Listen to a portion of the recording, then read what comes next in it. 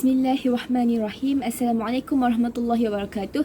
My name is Wadiha binti Rosli, metric number 1181349. My article review topics is Sejarah Perkembangan Ilmu Falak.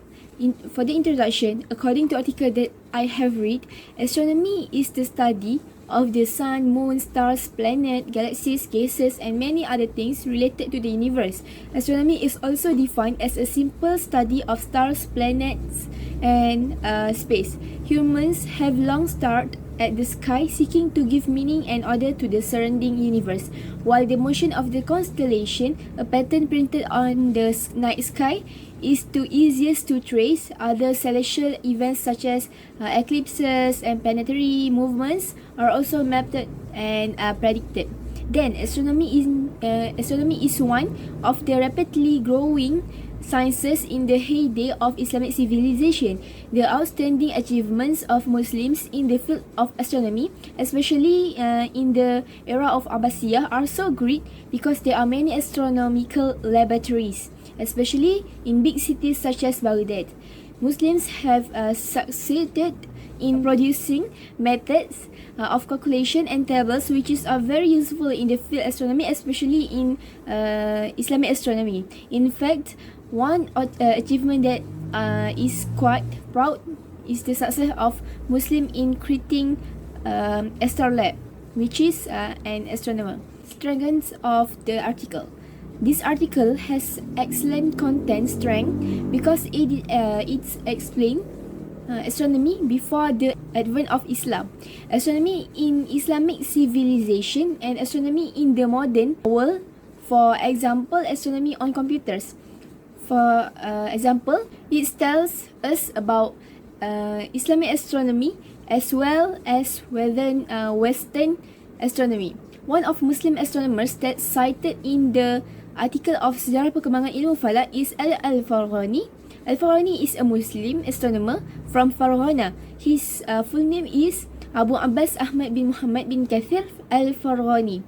In addition, he also has written a book entitled Element of Astronomy, which discusses the movement of objects in the sky, astronomy, and was translated into Latin in the 12th century.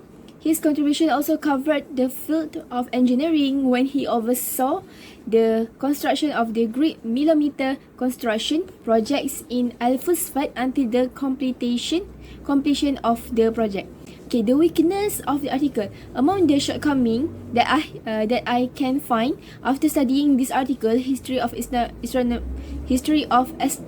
development or sejarah perkembangan ilmu falak, is that this article does not describe many other countries involved in astronomy. This article only addresses certain countries only. So, for example, Indonesia and Europe. Moreover, this article only details and studies astronomy too broadly. Besides that, this article only focused on the biographies of astronomers, whether Islamic astronomy such as Al-Farghani, Al-Khwarizmi, Abu Rayhan, Al-Biruni and many more, or Western astronomy such as Galileo Galilei, Johannes Kepler and many more. In addition, this article should be more about their great contribution and services to the world of astronomy, especially Islamic astronomy.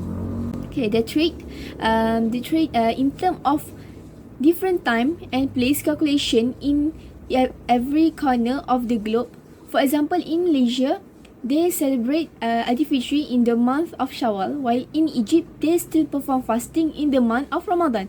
For those who do not know how to calculate it and the method of calculation, then misunderstandings will occur among the people in their respective countries.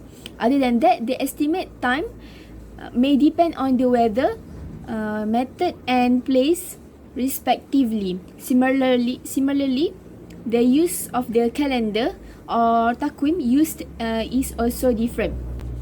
Okay, for the conclusion, astronomy gives many benefits and advantages to all human beings around the world.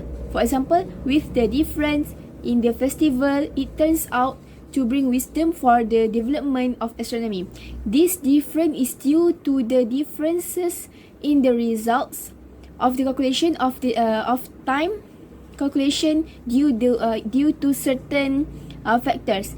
That is why people are involved in the world of astronomy began to pay attention to the calculations of science falak, especially the beginning of the month, to find out the date of Eid Fitri, Eid al-Adha, the beginning of Ramadan, the beginning of Muharram, and so on.